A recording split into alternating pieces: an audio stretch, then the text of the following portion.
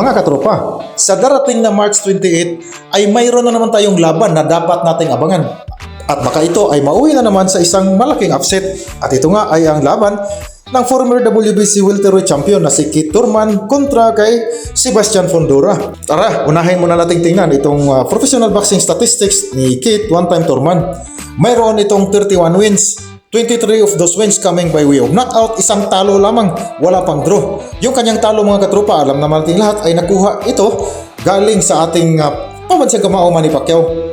Lumalaban na ngayon si Keith Thurman sa super welterweight division. Mayroon siyang knockout ratio na 74.19%. 37 years old na si Keith Thurman sa kasalukuyan. Orthodox ang kanyang boxing stance, 5'9.5 inches ang kanyang tangkad at mayroon siyang reach na 69 inches.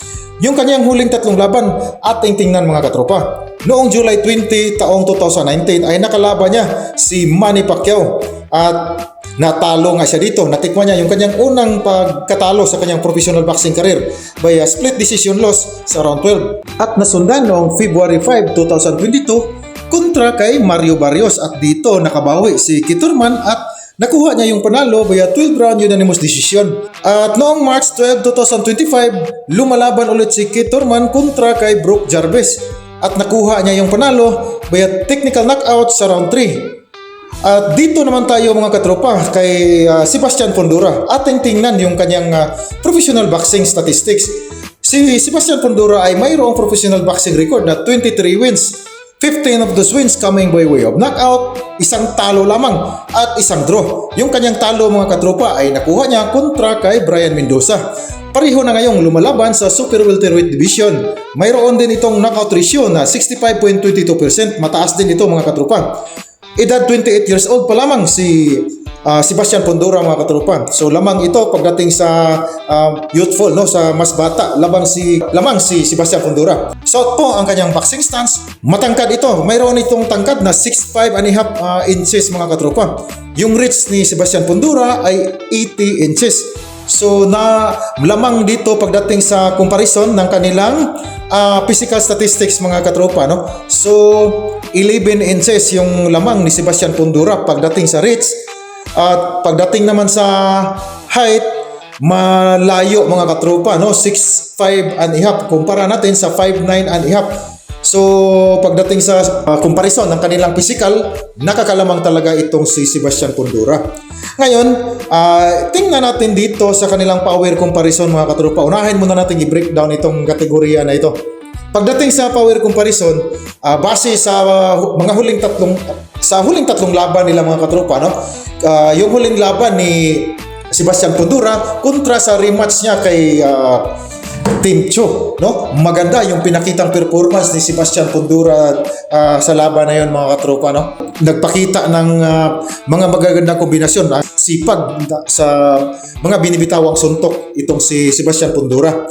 Subalit pagdating sa impact talaga mga katropa, ay dito ko talaga ibibigay yung aking pabor kay Keith Thurman, no? Dito ko ibibigay sa kanya yung pabor pagdating sa power, no? Kung pagbasihan ko lang yung huling laban.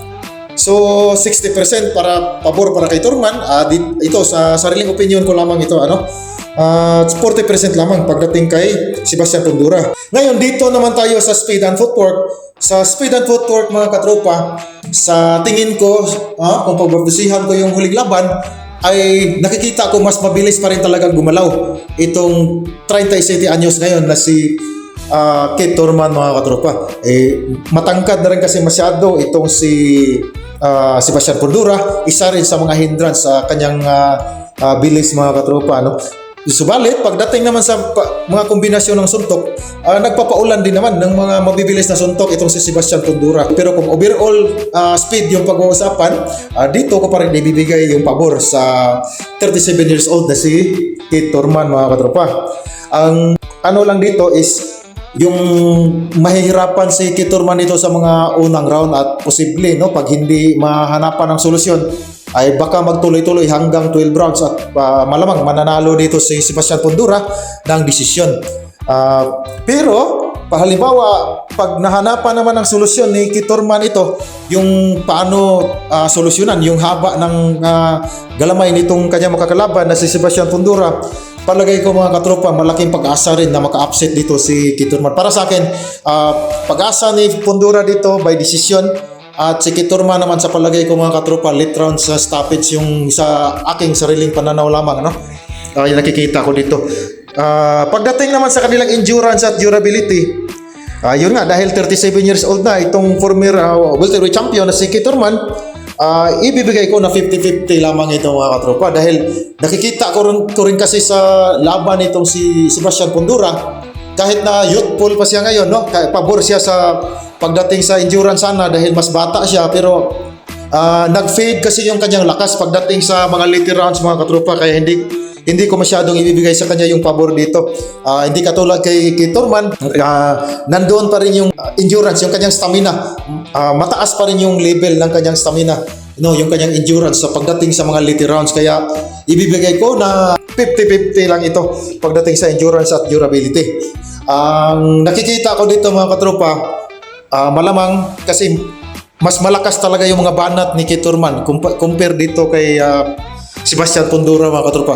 Kung makatama lang ng malinis itong si Kitorman sa katawan o yung kanyang override sa kanan, no? Pag nakatama lang ng malinis ito sa panga nitong si Sebastian Fundora, ay idagdag pa natin na medyo fragile yung panga nitong si Sebastian Fundora, no? Base nga sa kanyang pagkatalo doon, no? Hindi masyadong matibay yung kanyang chin. Kaya lalo na kaya kung si Kitorman yung makatama na dihamak, mas malakas ito kumpara kay Brian Mendoza. So para sa akin, malaki talaga ang potensyal, no? Malaki ang probability na makuha ni Kitorman ang upset na sa resulta ng laban na ito mga katropa. At ito ay sa sariling pananaw ko lamang, ano? So final prediction ko dito mga katropa sa paparating na laban na ito, para sa akin, papabor ako na mananalo dito yung underdog. Underdog dito si Kitorman. Favorite naman itong si Sebastian Fundora, no? Yamado dito si Sebastian Fundora. So, final prediction, late round stoppage ako dito, pabor kay Kit one-time Turman. So, kayo mga katropa, agree ba kayo sa nakikita ko dito? O i-comment nyo na lang yung inyong sariling pag-obserbasyon, yung sariling prediction dito. Hanggang dito na lang muna. Hanggang sa muli. Paki-like and subscribe po mga katropa.